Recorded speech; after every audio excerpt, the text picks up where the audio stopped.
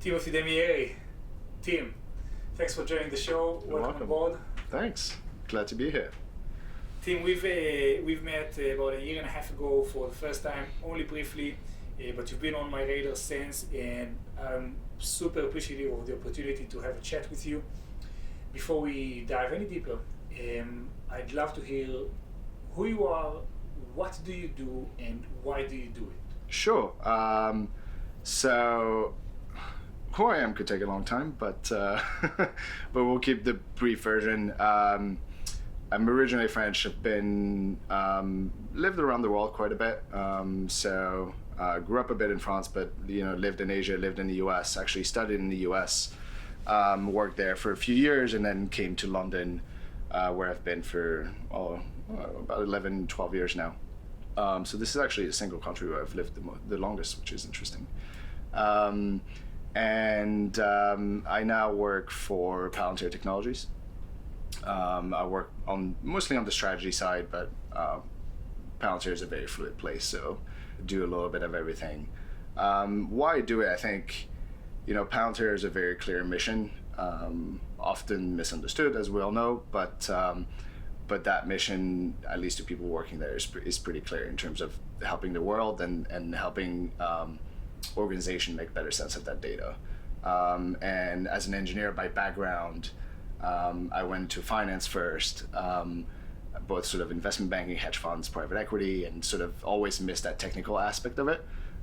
So going back on the tech side has been very interesting to me, and has been sort of from an intellectual point of view a lot more fulfilling than the past 12, 15 years. So Palantir has been in existence since 2004. That's 15, 16 years. Yeah. One of the colossus tech giants of our era. An important company. A lot of people have heard the name. They're not exactly sure what the company does.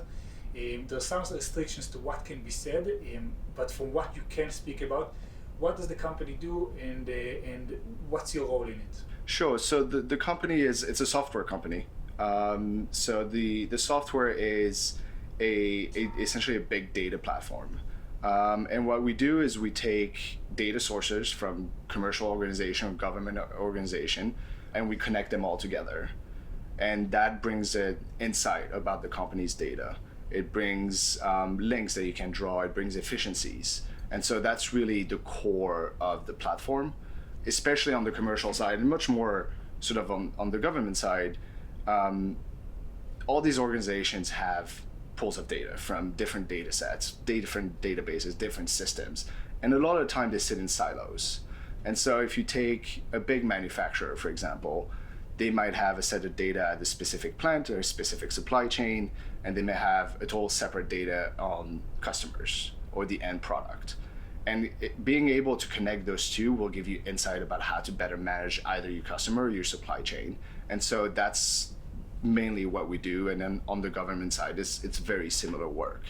The way we look at it is, if the company was, as you say, was founded in 2004, so about 3 years after the 9/11 attacks, and the way that Palantir and the founders of Palantir have looked at 9/11 attacks, it was primarily a data failure. It was a failure of all the different agencies being able to piece together what was happening. And so if you think about it in that context, that's exactly what Palantir does. It helps connect all those data points together. The objective weight of certain pieces of data don't make sense when they're standing there on their own. They don't accumulate to a meaningful insight or an actionable insight. Yeah. But if you piece them together, it creates a blip on the radar that needs to be acted upon. Correct. It creates a picture, and it creates a picture from which you can drive business outcomes. I think that's the best explanation of what Palantir does I've heard ever, including having seen a bunch of videos online to be better prepared to this conversation. So excellent, thank you. That's You're welcome. Framing it as a software company really, really helps. It's also a software company that's, Peter Thiel is involved, the PayPal Mafia. These are the guys of the original gangsters of today's tech scene. Quite inspiring in that regard. These are businesses that are very different than today's startup scene. These are profitable companies working in huge markets that have been able to evolve and transform to adapt into today's needs, the regulatory needs, but also the customer needs. In that regards, they never try to be the Uber of something. No, and that's a big distinction. Is that we actually help industrial conglomerates. We help sort of what you would call old world companies to be better prepared for today and the future. So we don't qualify, like an Uber would qualify themselves as a disruptor. That's not what we're here. We're here to empower the companies from the factory worker all the way up to the CEO.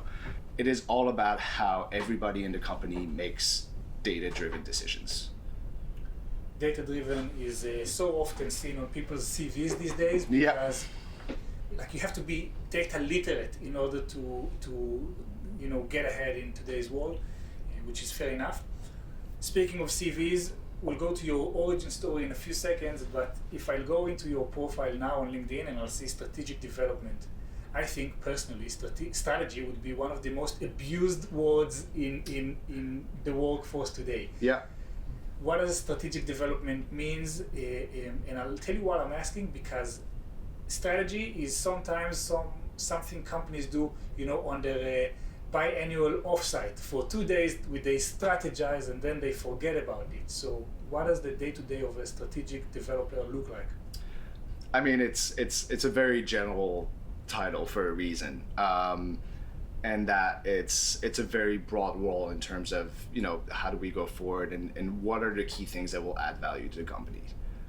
So that's the way I kind of look at strategy. Is everybody almost in any company is a strategist, right? It's getting to your desk and saying, okay, well, what is the next little piece of work I can do that will maybe add a little bit of value, and all those things together brings value to the entire company. So strategic development, in my view, is so general because it's actually pretty much what everybody does, from the CEO who makes the big decisions for any company, not just, and this is not specific to Palantir, it's just my view in general, from the CEO that takes the big M&A initiative or the next big thing to the security guard who makes a decision about opening the door to someone or welcoming someone. It's really, for me, strategy is like a word that actually defines pretty much every job, in my view. So on a day-to-day basis, what that means for me is looking for the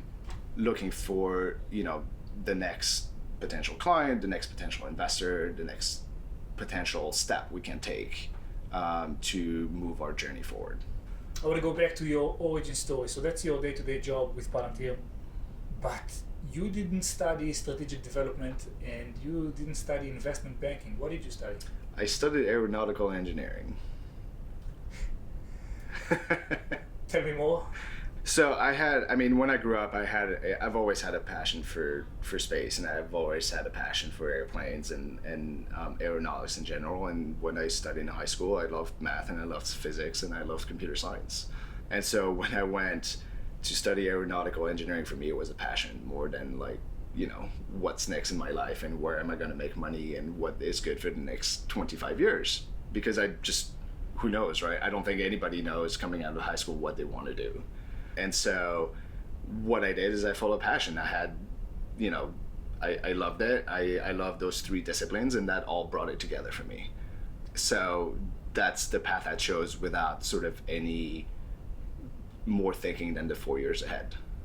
When my friends went to university, I've never completed university. I didn't even finish high school, but people around me, when they needed to study something but didn't know what, they didn't go for the hardest thing imaginable.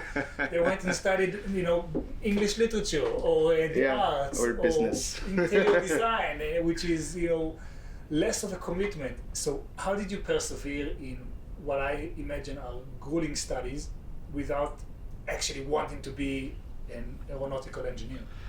I guess I loved what I did and I loved what I studied, and I think that was the key part of those 4 years, and actually the move into investment banking was just like it was even, I wouldn't say a mistake, but it was just a weird coincidence.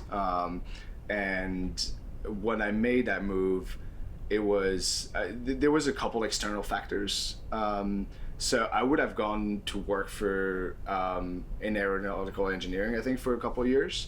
but I graduated in 2004, so 2001 happened just before, and I studied in the US. And right after the 9/11 attacks, the Patriot Act in the US was passed. And among many other things, one of the little things that the Patriot Act said was that no non-US citizen could work for any companies that had any defense contracts. Now in aeronautics, that's every company has a defense contract, no matter what, right? From Boeing to Lockheed to SpaceX, even though SpaceX is mostly commercial, you know, orbiters are considered weapons, and hence it's a defense company. And so even today, I cannot even go and serve coffee at SpaceX because I'm not a US citizen. And you drink tea. And I drink tea. I do love coffee as well, but this is too late for my coffee. I have a no coffee rule after lunch.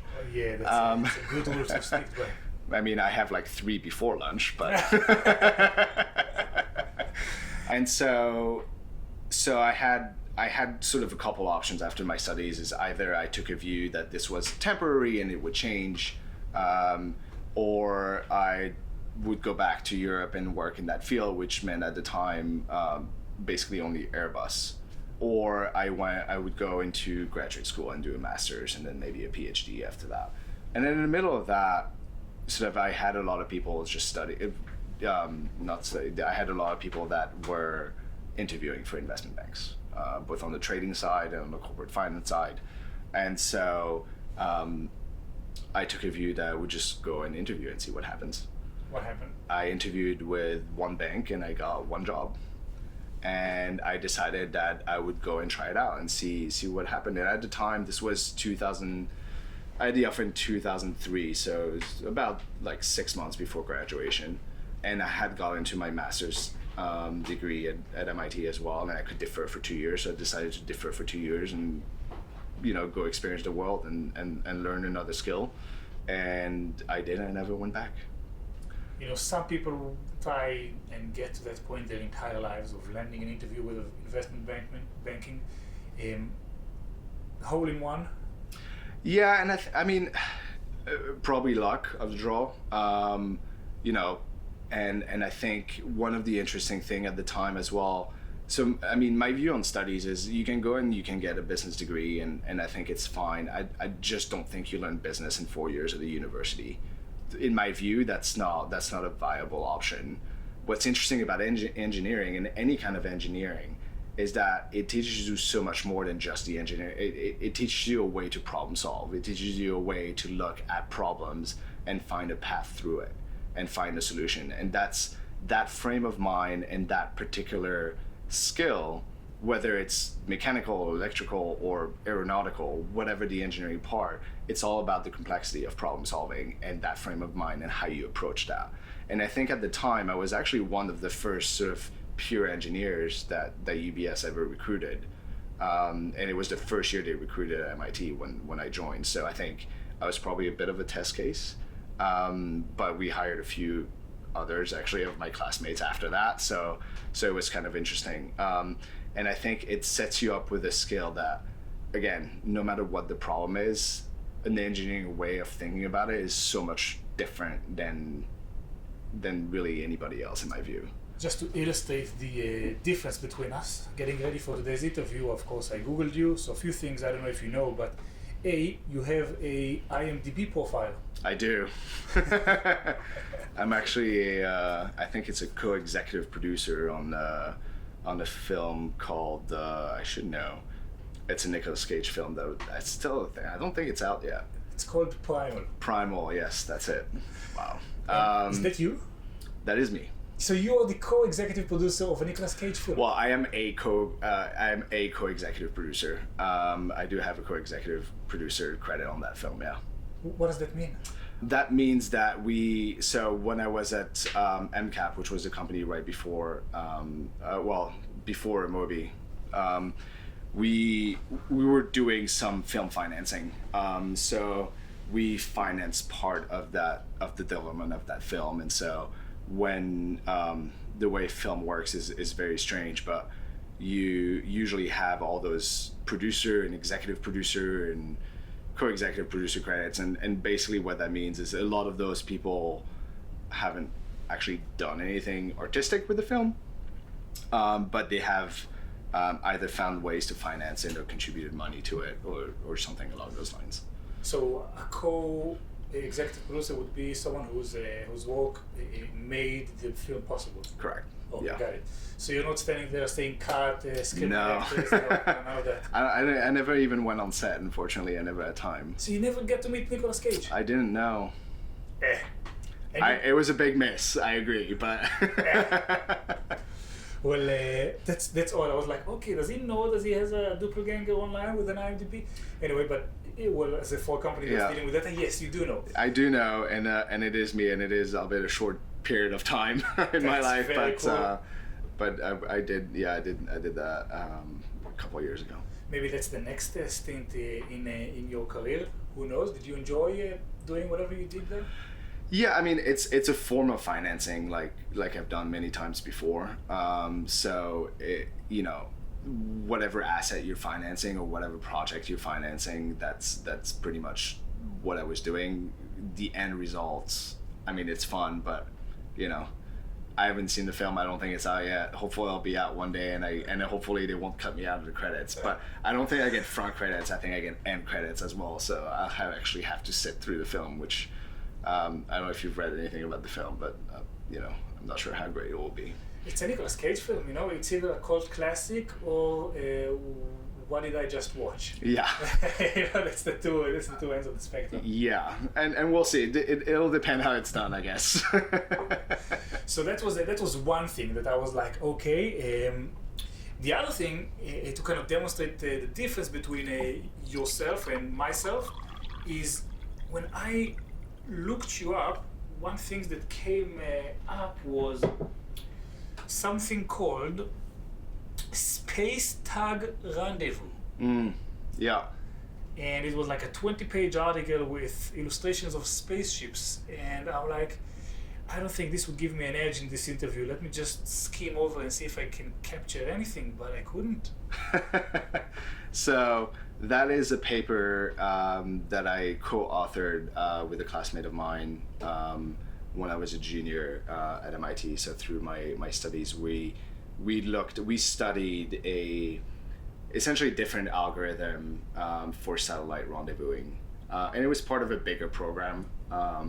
You're saying satellite rendezvousing like people know what it is. So thinking about two satellites meeting in space, essentially. The project was about being able to service a satellite in space, so AAA for satellites, if you will.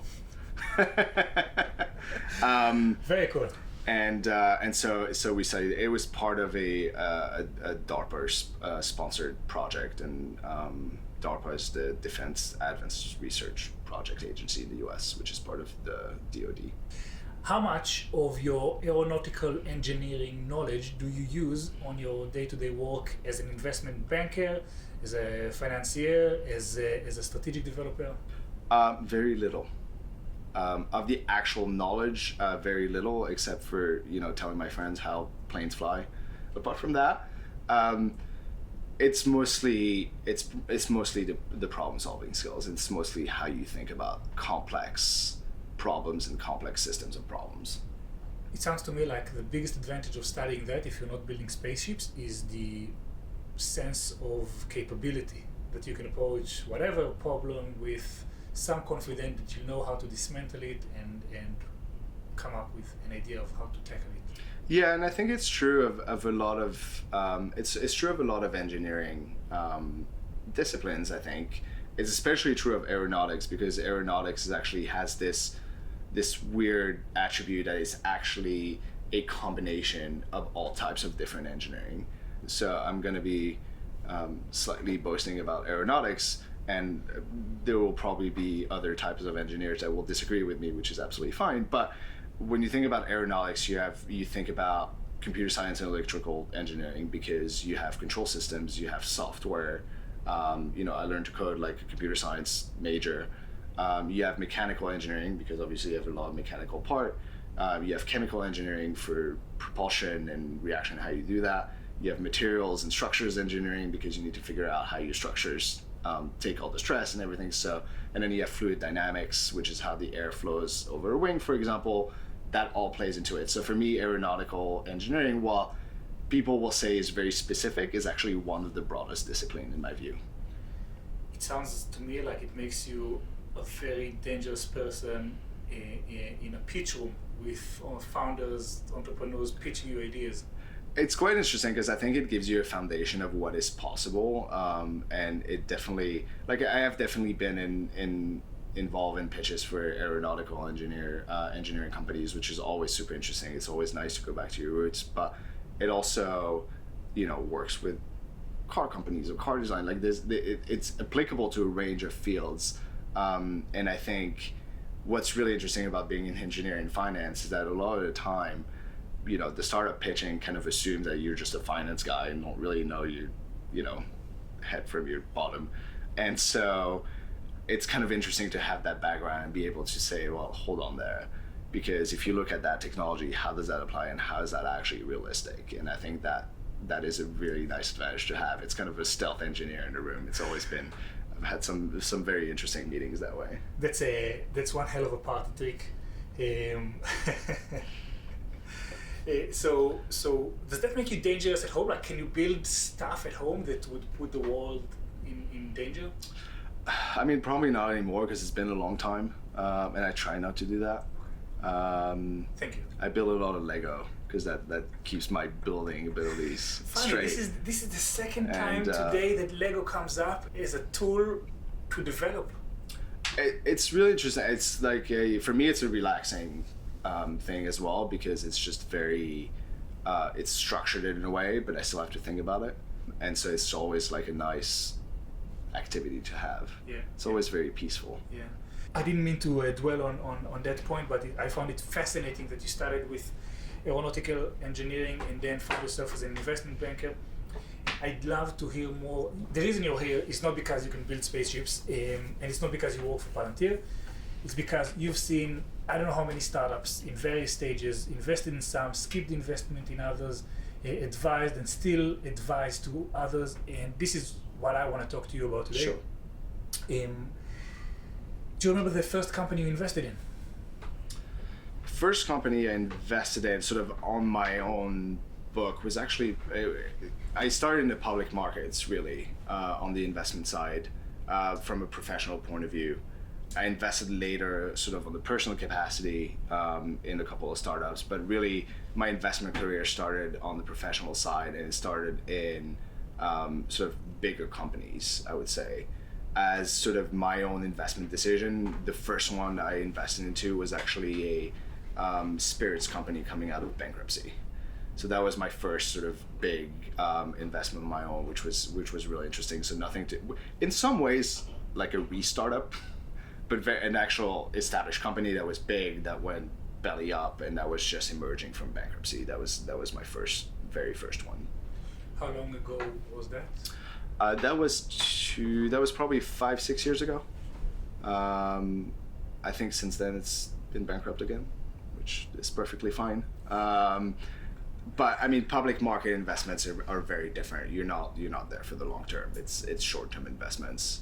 And so, picked it up at the bottom and exited pretty nicely. And that was a great investment. I think we made 3 or 4 times our money in that in about 12 months. So wow. It's probably one of the most successful investments I've done as well. To date, like I have a few sort of smaller bets on startups, but those are 10-15 year views. 10-15 years. This is how long you give them before you expect to see a return? I would think so for most of them, yeah. For truly sort of mature company, I think unfortunately with these things there's like no real shortcut. I mean, you have the unicorns and you have all those that came out in sort of 5-6 years, and I think to be able to call those takes a lot, and I think it takes a lot of luck as well. But for a startup, I would say 5 years is your best case. 10 years is probably what you would expect. 10 years is very, very far into the future. Yeah. It's hard to imagine what things will and will not happen 10 years from now. Mm-hmm. As someone who's coming from a risk minimizing profession like aeronautical engineering, moving into a super risk tolerant environment like VC, does that skill set help?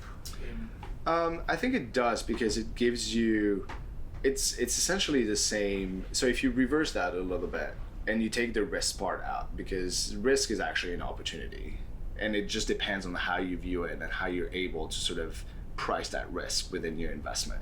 So if you look at aeronautics, yes, you built something and you minimize risk, but what you're looking at is what can go wrong. And it's probably 1,000 things, but you have to think about all those 1,000 things and how you minimize that.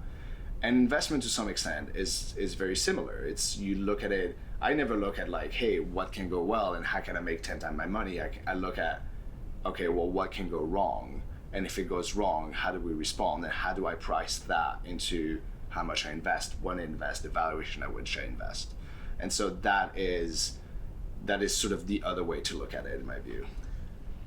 It's a mirror image, because in engineering you'll give a solution to the thousand things that can go wrong. In investment, you look into a company, you're like, how big can that get? Not in how many ways can that get messed up.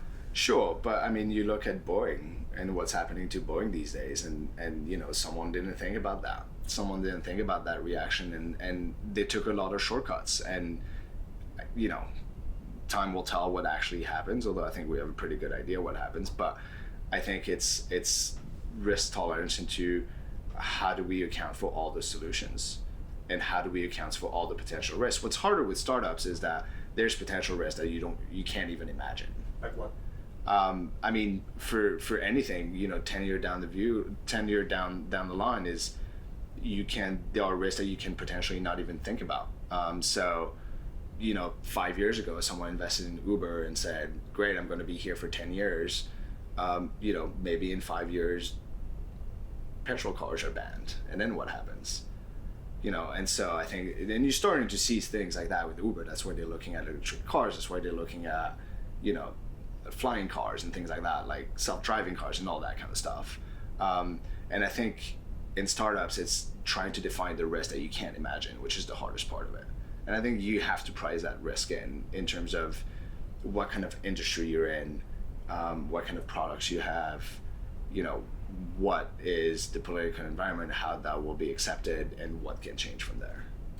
There's the dynamic between startups and VCs, investors in general, is funny, because one's pockets finance this company's vision, so there's a dependency.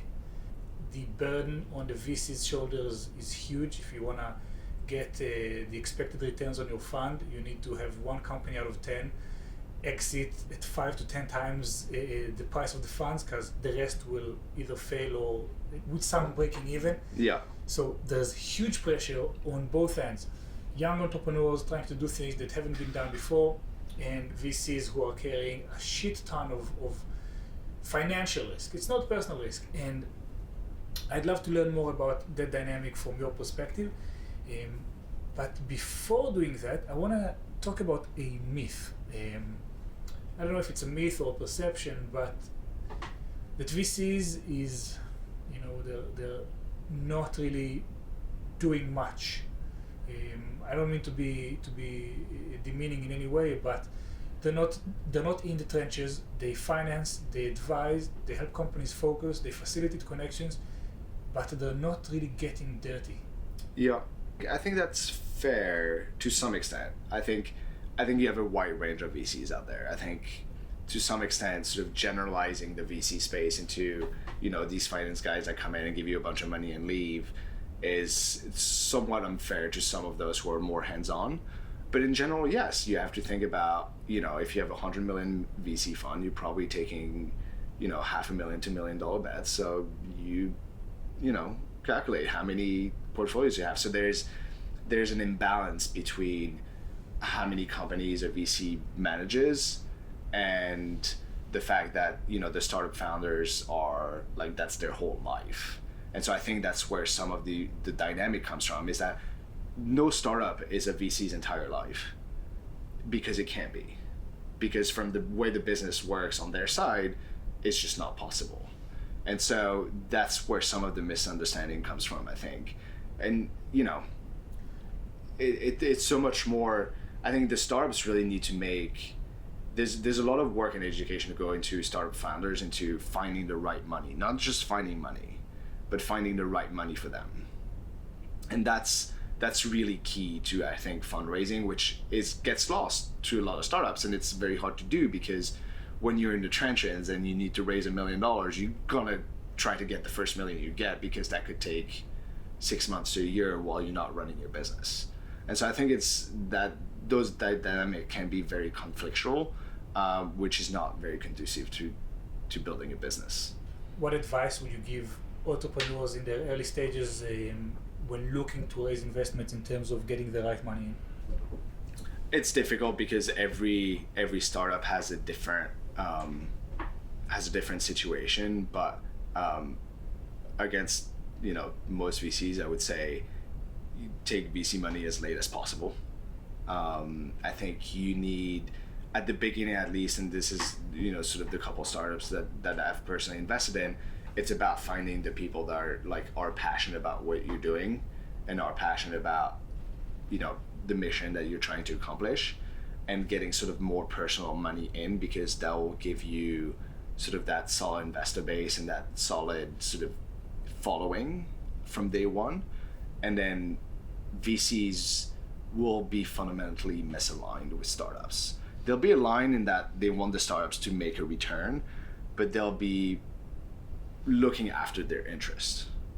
As in individual investors or you know, guys like family offices or things like that, which are sort of less, maybe a little bit less involved in the nitty-gritty, but just believe in the passion, will be 100% behind that founder.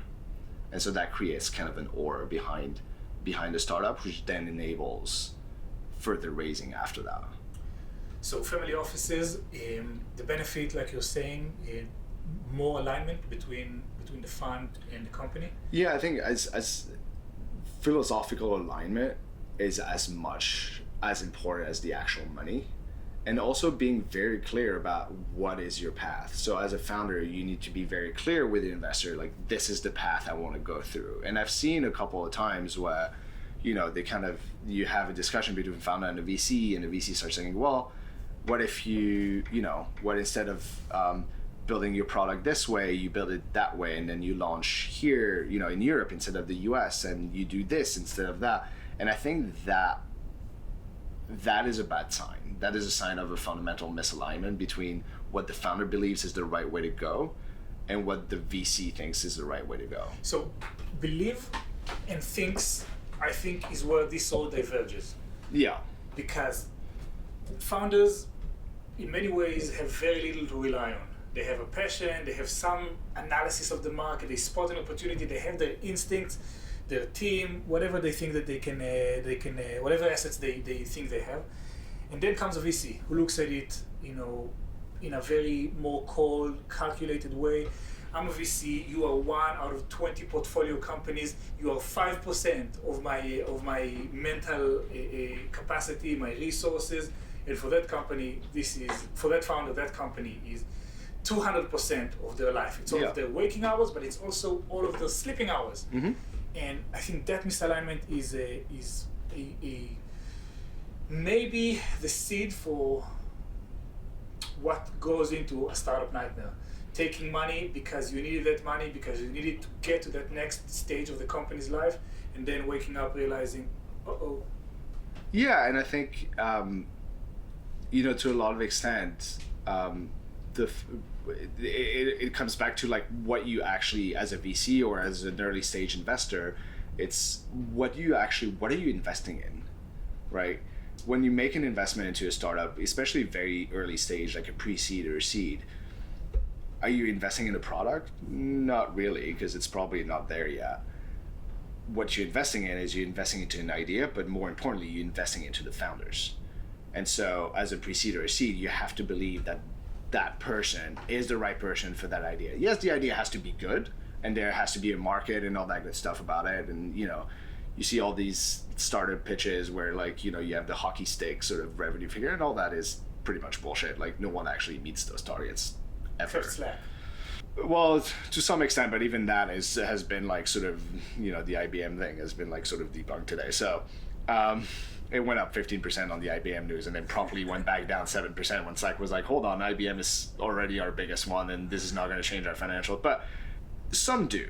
But it'd be very interesting to actually, if we had a way to actually collate like sort of all like pre-seed and seed presentation and look at all those companies that have survived and what the plan was back then and what actually happened, I would bet good money that it diverges most of the time. And that's perfectly fine. What you invest in as an investor into a startup, you invest into that founder making that idea his or her entire life. That's what you want, right? We're coming into a clash because you want to have a horse in the race that is all in and well equipped to win. Mm-hmm. And it's in your interest for that person, he or she, to drive as hard as they can to achieve that goal.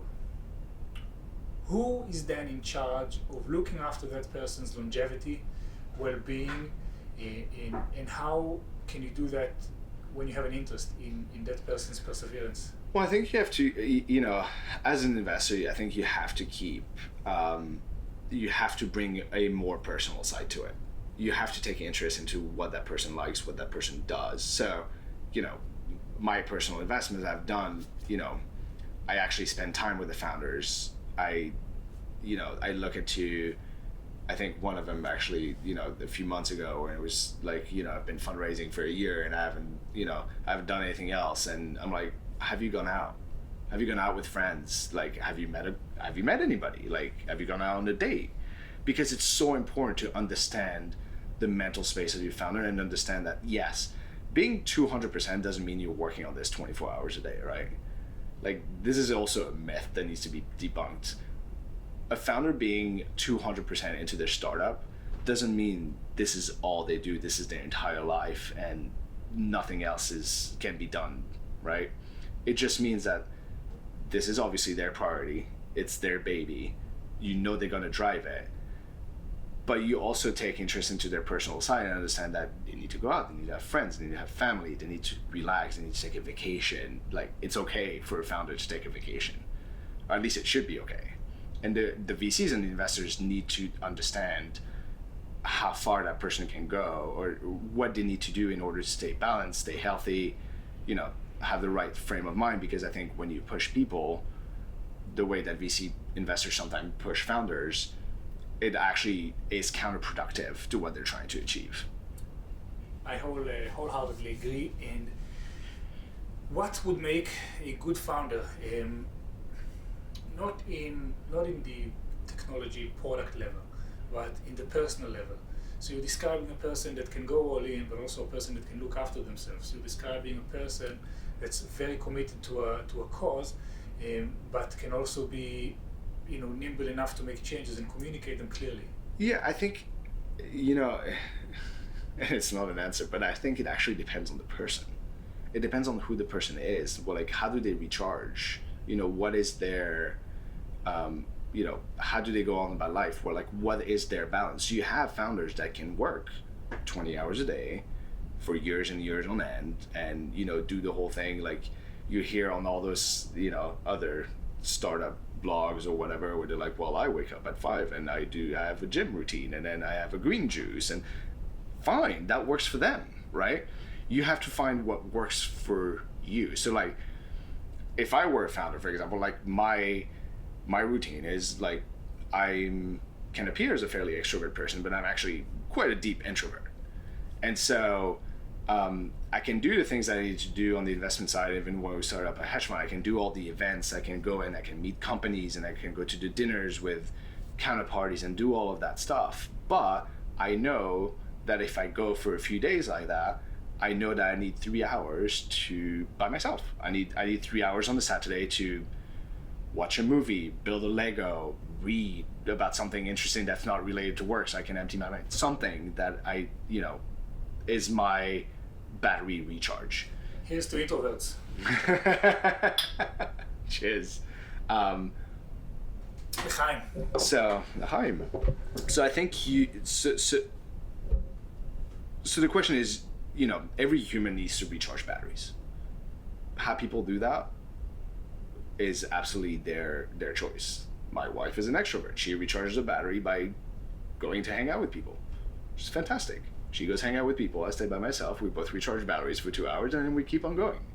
So you have to find that balance about how you do it and what you need to do to keep going. And that's partly what I think a lot of sort of the VC stuff and the VC investors lack is that personal. It's understanding.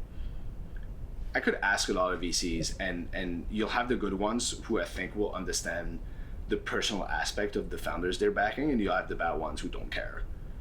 And I think you'll find that the successful VCs are the ones who care deeply about who their founders are and actually personally know them, like really know them. I want to tell you something about introvert and extrovert and the implications of it, and what does it mean to actually know yourself. And we'll go back to the question of getting to know your founders, because how can you know someone who doesn't know themselves? You can't. You can or you can't? I think you can find aspects, but I will actually turn that question around. Is how can you know someone if you don't know yourself? So I think as an investor or as a founder, if you want to understand the other side, you first have to understand yourself. That's number one.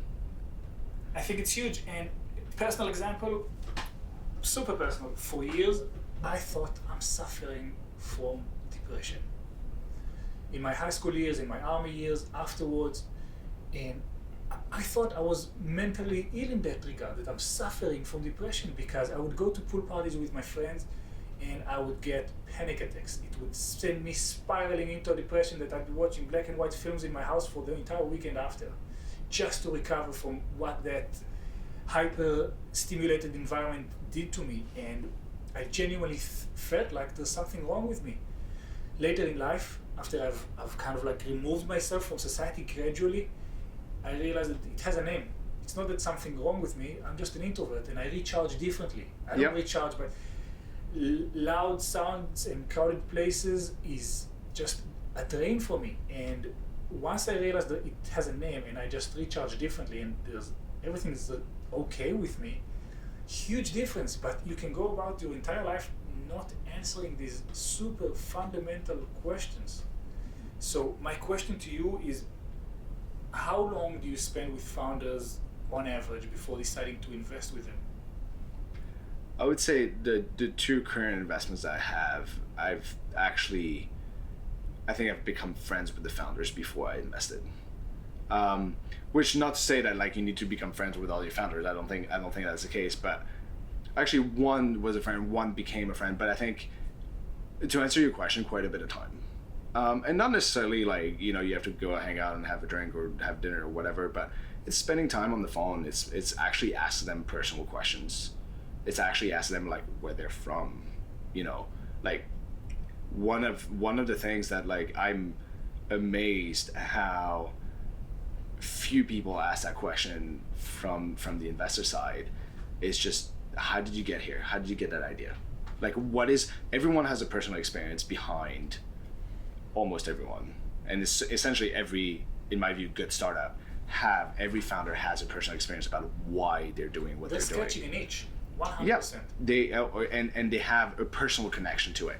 And defining that personal connection, finding that personal connection, and just asking that one question, which is always how I start new startups, or when I meet new startups, always ask that question. It's just, tell me your journey. How did you get to that idea? And usually if someone's like, well, I read this in the paper and I thought it would work, that to me is not a great way to like tell me what happened. If they start like, well, I had this experience and I read through that and I thought this was interesting and I did some research and by the way, I have like family connection that like that to me is really interesting. And I looked at a lot of startups in the healthcare sector, and you get a lot of that, and you get a lot of people who are like, I teamed up with this scientist because my grandmother had this cancer and that's what I want to solve, and that's where you find that passion. Yeah. And I think that's where you find the quality as well. Passion comes across as the secret fuel, but I also think it's another term that's being so wrongly abused on LinkedIn. Every description line, every summary line starts with passionate about ABC. I think strategy, inspiration, and passion have been commoditized in the CV world. It has. It's unfortunate, and it's really unfortunate because I think they all have really good attributes, but most of the time they are used wrongly, in my view. There was one thing you said about getting to know the origin story of where this founder is coming from. Why do they do what they do? Going back to my days in the army as a commander, you'd have all sorts of soldiers coming in. It's a melting pot in the truest sense of the term. And if you really wanted to get to know one of your soldiers, which you had to because it's a matter of life and death. Yeah. And you have to establish trust in the most deepest, intimate levels of it. The best way to go about it was not a week-long exercise, was not highly pressurized environment, was not sleep deprivation or food deprivation, and then seeing what this person is made of. It was having tea or coffee with his family. Yeah. And spending 30 minutes in the living room with that person's family told me more about them than a boot camp would. Yeah. I knew not only how they behave in a certain situation, I also knew why. And it gets as intimate as opening the fridge.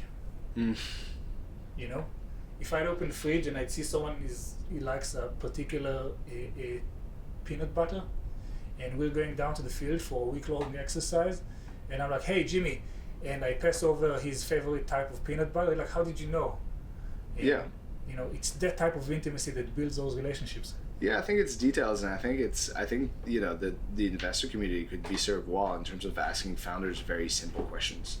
It doesn't have to be super complicated. It doesn't have to be like, how big do you think the market is, or who knows? But you know what? Tell me one defining moment in your life. So one defining event. It can be anything.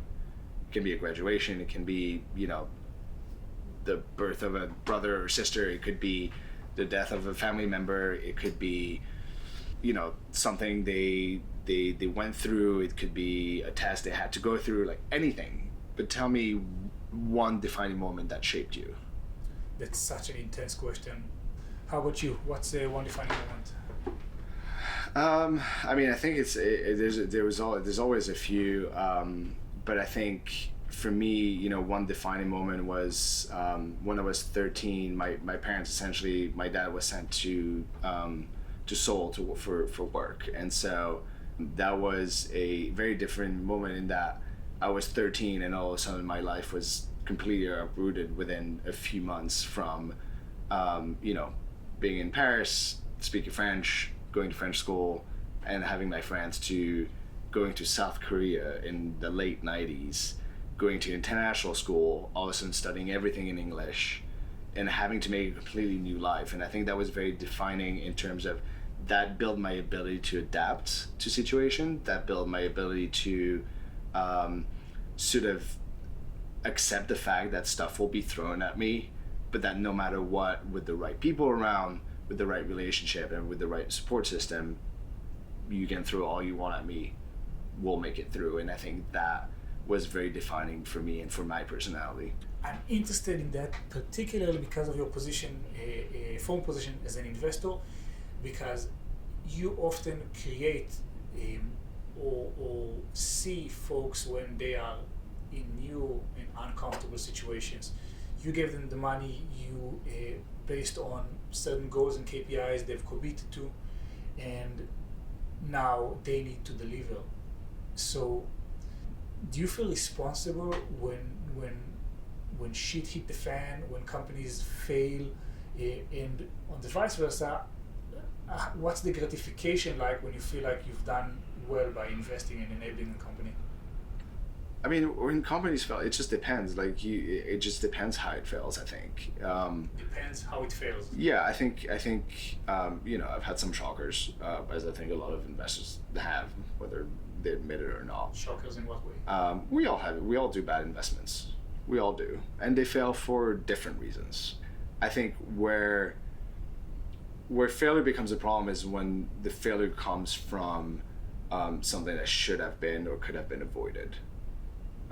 So I'll give you an example. For example, like, you know, I started up, I was part of a hedge fund startup a while ago, and, you know, we're doing pretty well. And then, you know, we basically failed because a Brexit vote happened, and we had a US investor that got spooked. That was most of the fund, and we couldn't have seen that coming. Now, did we build it in a way that was sustainable for the future? Probably not. Did we make errors along the way? Yes. Was there a big exogenous factor that led to that failure? Absolutely. Do I feel bad about it? No, because we couldn't have predicted that. We could have done things better, but we couldn't have predicted that. And more importantly, the response after that event was the right response. So when I looked at, you know, founders can miss KPIs. That's absolutely fine. Like, in my view, a KPI is an aspiration, not a hard goal. You should have lofty expectations and aspirations. If you don't meet them, in my view, that's okay, as long as you're taking the right step and we're going into the right directions. If something fails because you repeatedly do the same thing wrong, that's when I have an issue with it.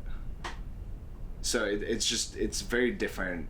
I think how it fails makes all the difference, and how you respond to that miss or that failure is also paramount, I think, to how you then as an investor respond to that. Imbalance between a VC and a startup is at its most extreme when things go bad, right? When things go well, then it was my advice that gave them the idea to do this feature, da. Everyone's happy. No one would fight over the credit because everyone's buying private islands. Fair enough. But when things don't go as well, first there's failing the right way. Fair enough. What advice would you give people who are realizing, actually, this isn't turning out the way I thought it would? So how do you bow out elegantly from that type of situation? I think you need to be transparent with your investors, and you be transparent and truthful to yourself. I think that's one of the most important things. If you have an event, if something happens and you miss a KPI, you miss sort of a target, I think you have to be very transparent about why that happened and the steps you're going to take to remedy that. And I think that transparency is, I think, how you build that trust with your VC. So, you know, if I have a founder that sort of misses a target and says to me, well, we're just going to keep going because we're doing it right, you know, I'm going to assess that and say, are we really doing it right? Is that really the way we want to do it? Is that really the trajectory we need to be on? Is that really the strategy we need to go through?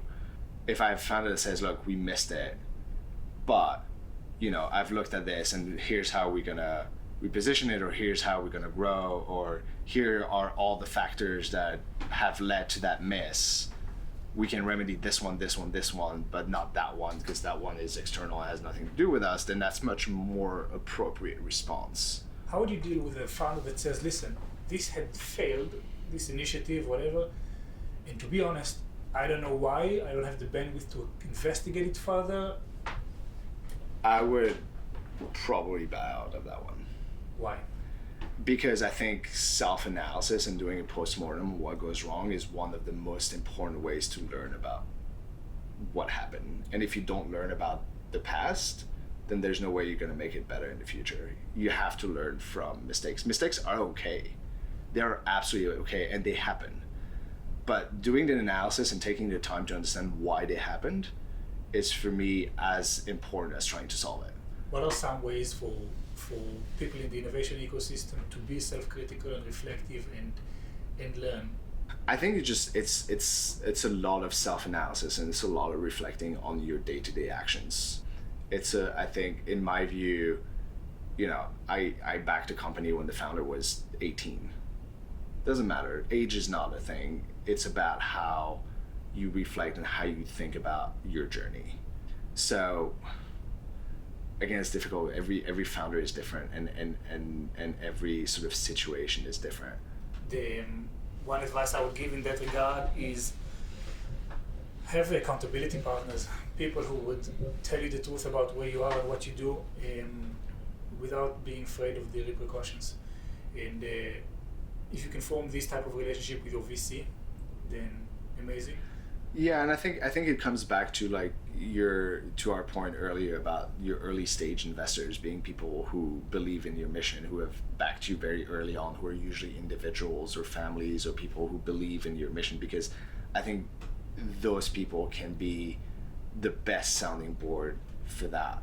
Sometimes the VC relationship is difficult and it's hard for a founder to open up really truly to a VC about their thought process or confide in them, or really have sort of that deep reflection about where things are.